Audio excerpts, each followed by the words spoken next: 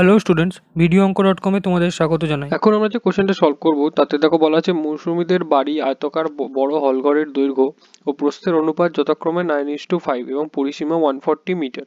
মৌসুমীরা হলঘরের মেঝেতে 25 centimetre into 20 centimetre আকারের আয়তাকার টালি বসাতে চায়। প্রতি 100টি টালির দাম 500 টাকা হলে মৌসুমীদের হলঘরের মেঝেতে টালি বসাতে কত খরচ হবে হিসেব করি। তো এখানে বলা আছে যে হলঘরের দৈর্ঘ্য প্রস্থের অনুপাত 9:5। তো লেট হলের দৈর্ঘ্য হচ্ছে 9x মিটার আর প্রস্থ 5x মিটার। তো অ্যাকর্ডিং টু দ্য কোশ্চেন আমরা কি বলতে পারি, পরিসীমা বলা আছে 140, অর্থাৎ 2 ইন্টু 9x প্লাস 5x হচ্ছে 140। তো 14x ইজ ইকুয়ালস টু হচ্ছে আমাদের 70। তো x ইকুয়ালস টু আমরা বলতে পারি 5।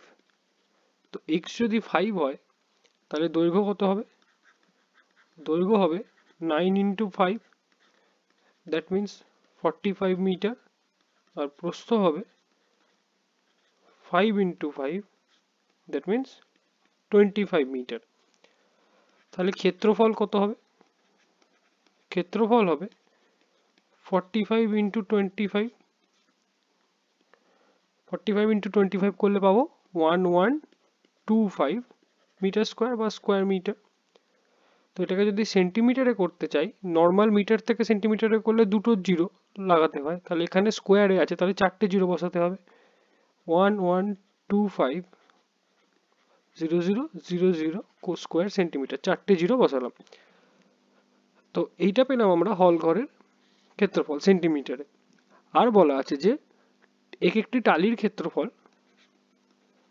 তাহলে টালির ক্ষেত্রফল কত? টালির মেজারমেন্ট দেওয়া আছে 25 আর 20, তাহলে এখানে টালির ক্ষেত্রফল হচ্ছে 25 into 20, that means 500 square centimetre.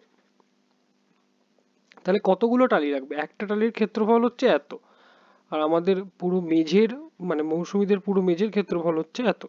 তাহলে কতগুলো টালি লাগবে ভাগ করতে হবে। তাহলে টালি লাগবে 1125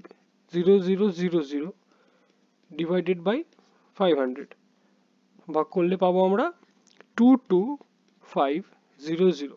তো এতগুলো টালি লাগছে। এবার বলা আছে 100টি টালির দাম 500 টাকা। তাহলে কি করতে পারি? 100টি দাম 500 টাকা, তাহলে একটার দাম হয় 500 বাই 100, আর 22500 এতর দাম হবে 500 বাই 100 ইন্টু 22500। তাহলে আলটিমেটলি হলো 5 ইন্টু 22500 করলে আমরা পাবো 112500 টাকা।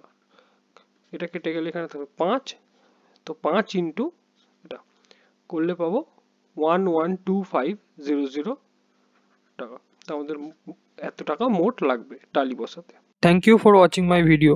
For more solutions like this, please visit videoonko.com.